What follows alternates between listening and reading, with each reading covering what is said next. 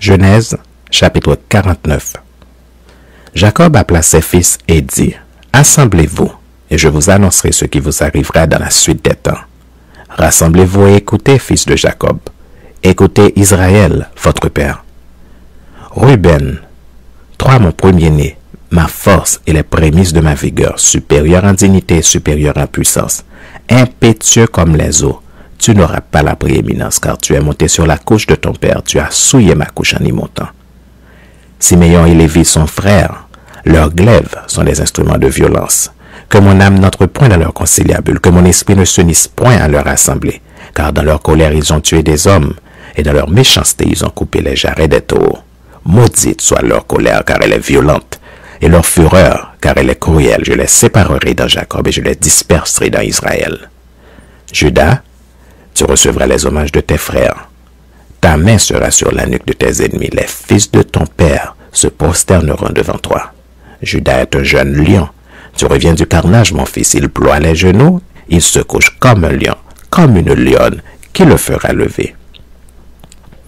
Le sceptre ne s'éloignera point de Judas, ni le bâton souverain d'entre ses pieds, jusqu'à ce que vienne le Shilo et que les peuples lui obéissent. Il attache à la vigne son âne, et au meilleur sceptre le petit de son ânesse. Il lave dans le vin son vêtement, et dans le sang des raisins son manteau. Il a les yeux rouges de vin et les dents blanches de lait. Zabulon habitera sur la côte des mers, il sera sur la côte des navires, et sa limite s'étendra du côté de Sidon. Issachar est un âne robuste qui se couche dans les étables. Il voit que le lieu où il repose est agréable, et que la contrée est magnifique, et il courbe son épaule sous le fardeau. Il s'assujettit à un tribut. Dan jugera son peuple, comme l'une des tribus d'Israël. Dan sera un serpent sur le chemin, une vipère sur le sentier, mordant les talons du cheval pour que le cavalier tombe à la renverse. J'espère en ton secours, ô Éternel. Gad sera assailli par des bandes armées, mais il les assaillira et les poursuivra. Azer produit une nourriture excellente. Il fournira les mets délicats des rois. Nephtali est une biche en liberté. Il profère de belles paroles.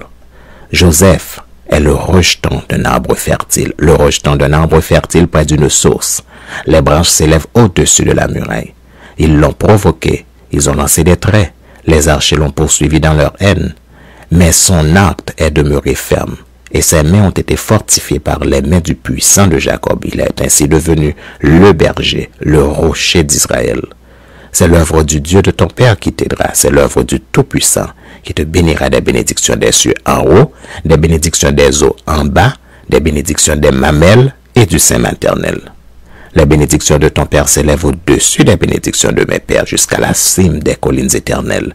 Qu'elles soient sur la tête de Joseph, sur le sommet de la tête du prince de ses frères. Benjamin est un loup qui déchire. Le matin, il dévore la proie et le soir, il partage le butin.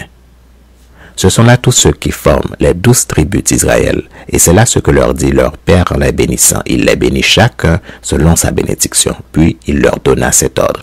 Je vais être recueilli auprès de mon peuple.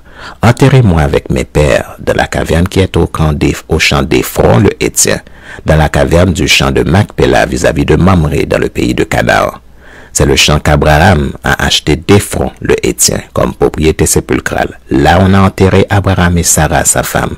Là on a enterré Isaac et Rebecca sa femme. Et là j'ai enterré Léa. Le champ et la caverne qui s'y trouvent ont été achetés des fils de Heth. Lorsque Jacob eut achevé de donner ses ordres à ses fils, il retira ses pieds dans le lit, il expira et fut recueilli auprès de son peuple.